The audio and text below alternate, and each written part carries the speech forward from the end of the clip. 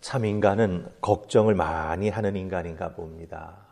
우리들도 그렇지만 오늘 말씀 속에 보면 아버지 야곱의 장례가 다 끝나자 야곱의 아들들, 요셉을 뺀 아들들은 걱정하기 시작합니다. 근데 사실은 걱정하지 않아도 될 걱정을 하는 거죠.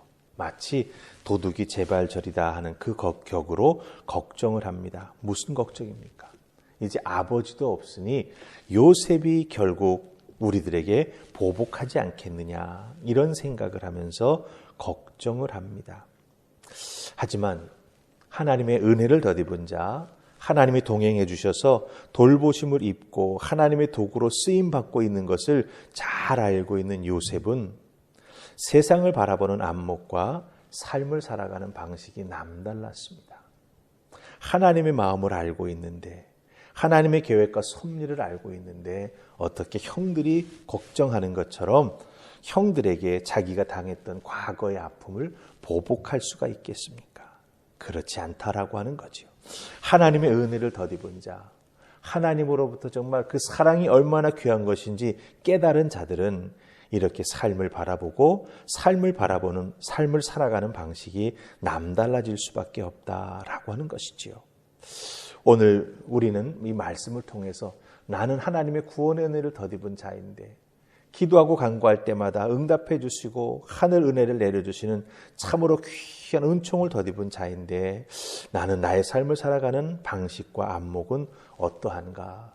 요셉과 한번 살펴보면서 자기 자신의 삶을 돌아보는 은혜가 있기를 소망합니다. 자, 그럼 요셉은 어떻게 남달랐을까요? 자, 우리 19절 말씀 중심으로 함께 살펴보십시다. 자, 우리 마지막 창세기 50장의 19절 말씀 같이 크게 읽습니다. 자, 찾으셨죠? 같이 읽습니다. 시작. 요셉이 그들에게 이르되 두려워하지 마소서, 내가 하나님을 대신하리이까. 아멘. 요셉을 찾아와서 아버지 야곱의 유언이라고 말하면서 자신들의 죄를 용서해 달라고 형들이 정말 싹싹 빕니다. 그런데 그 이야기를 다 듣고 용서를 바라는 형들에게 요셉은 용서라고 하는 말을 쓰지 않습니다. 오늘 우리가 읽었던 19절 말씀 잘 보세요. 두려워하지 말라라고 말하고 있습니다. 용서를 바라는데 요셉은 용서라고 하는 단어를 입에 올리지도 않습니다.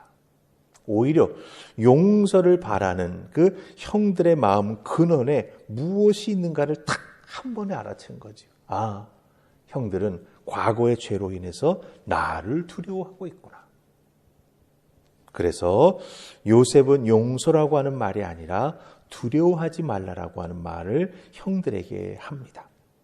아버지의 죽음이 요셉의 형들에게는 과거에 그 자신들이 지었던 죄가 다시 살아나게 되면서 두려움에 빠지게 되지만, 요셉은 그 두려워하는 마음을 형들로부터 제거해주는 그와 같은 놀라운 모습으로 형들을 대하는 것을 우리가 발견하게 된다라고 하는 거죠. 여러분, 이렇게 죄는요, 두고두고 사람에게 그 흔적을 남겨둡니다. 요셉은 그 죄의 흔적마저 형들에게서 깨끗하게 지워줍니다. 자신을 죽이려 했던 그 죄의 흔적을 두려워하지 마십시오라고 하는 말로 다 지워주고 있다라고 하는 겁니다. 그런데 이 두려워하지 마십시오라고 하는 말을 요셉이 이렇게 할 수 있을 것은 어떻게 할 수 있게 됩니까? 우리가 읽었던 19절 말씀 잘 보세요. 내가 하나님을 대신하리이까 라고 말합니다. 내가 하나님이 아니라고 하는 거죠. 이 요셉의 자세가 삶을 바라보는 믿는 자의 안목이고 삶을 살아가는 귀한 모습이 된다라고 하는 거예요. 이게 정말 중요합니다. 창세기 3장을 보면 우리 인간에게 죄가 어떻게 찾아옵니까? 아담과 하와가 선악과를 먹어서, 그렇죠? 하나님과 같이 되기를 바라는 마음이 있었죠. 물론 뱀이 유혹하고 꼬셨습니다. 거기에 넘어감으로 말미암아 뱀이 말했던 하나님과 같이 되기를 바라는 그것에 동의하고 따라가게 되었다라고 하는 거죠. 아담과 하와는 선악과를 먹어 하나님과 같이 되기를 간절히 원했지만 요셉은 어떻습니까?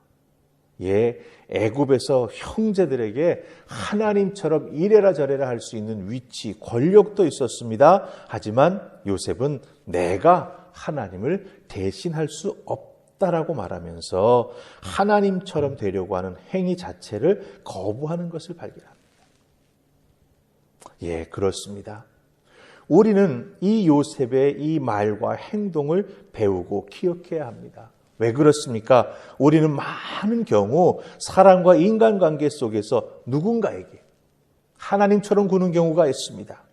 가까운 가족 중에 한 사람에게 혹은 인간관계 속에서 자기보다 약한 사람을 딱 발견하게 되면요, 나도 모르게 은연중에 하나님처럼 굴고 있는 자기 자신의 모습을 발견하게 되는 거죠.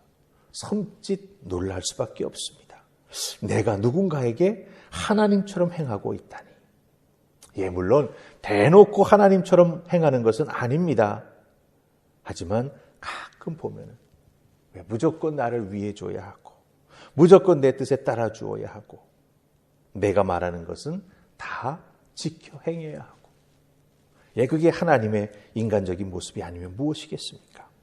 이런 것들이 사람과의 관계 속에서 상대방을 아주 힘들게 할 수 있다라고 하는 것이죠. 그런데 요셉은 이것을 거부했습니다. 은연중에라도 행할 수 있는 그런 하나님처럼 행하려고 하는 그런 모습을 완전히 자기에게서 지워버리고 있다라고 하는 것입니다. 그러면서 20절에서 무엇을 말합니까? 형제들이 용서를 구했다라고 말했지 않습니까? 왜냐하면 요셉을 해하려고 했기 때문에. 그것을 다 요셉이 알고 있죠. 그래서 20절에는 나를 행하려고 하였지만 하나님은 그것을 선으로 바꾸셨다라고 말하고 있습니다. 하나님께서 선으로 바꾸셨는데 어떻게 내가 형제들에게 과거의 죄에 대한 대가를 요구할 수 있겠냐라고 요셉은 여기서 말하고 있다라고 하는 거죠. 형제들은 요셉을 죽이려고 계획했으나 하나님은 요셉을 통해서 형제들을 살려주셨다라고 하는 거예요. 그것을 알고 있기에 요셉은 형제들에게 내가 하나님을 대신할 수 없습니다. 하나님의 뜻에 순종해 살리는 자가 되는 요셉의 모습을 우리가 여기서 발견합니다. 우리는 이 세상을 어떻게 살아갑니까? 예수 그리스도로부터 정말 그 영생의 생명을 다시 얻은 자들 아닙니까? 그렇다고 한다면 우리가 예수님으로부터 죄의 용서를 받고 다시 새롭게 삶을 얻었다라고 한다면 우리들의 삶의 자리에서도 누군가를 살려줄 수 있는 믿음의 사람, 그렇죠? 그 사람의 그 영혼의 안타까운 모습, 그 영혼의 무거운 짐을 바라다 보면서 그를 살려주는 쪽으로 우리가 삶을 살아가고 그들을 도와줘야 한다라고 하는 거죠. 그래서 우리의 믿음의 안목, 삶의 모습은 이 요셉의 모습을 꼭 닮아야 한다라고 하는 것입니다. 하나님을 향해서 순종하며 겸비한 마음으로 또한 하나님의 은혜를 덧입은 자답게 하나님의 안목으로 하나님의 뜻을 나누어주고 하나님의 사랑을 증거하는 우리가 될 때 우리들의 삶의 모습은 남달라질 것입니다. 믿음으로 남달라질 것이고 은혜로 남달라질 것이고 또한 사랑으로 누군가를 섬길 때 그 사랑의 열매를 통해서 많은 사람들이 내가 하나님의 은혜를 덧입은 남다른 사람이구나라고 하는 것을 다 알게 된다라고 하는 거 꼭 기억하시고 여러분의 주어진 오늘 삶의 자리에서도 이 남다름을 꼭 실천하시기를 주님의 이름으로 축복합니다. 아멘. 우리 기도하십시다. 좋으신 하나님 감사합니다.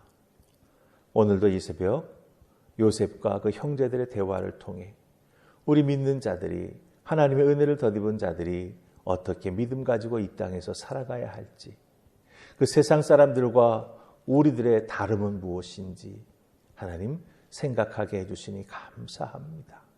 주신 말씀 잘 기억하여서 살리는 자가 되게 하시고 섬기는 자가 되게 하시고 일으켜 세우는 믿음의 사람들 될 수 있도록 축복하여 주시고 그 일들을 감당할 수 있도록 힘도 더하여 주시옵소서.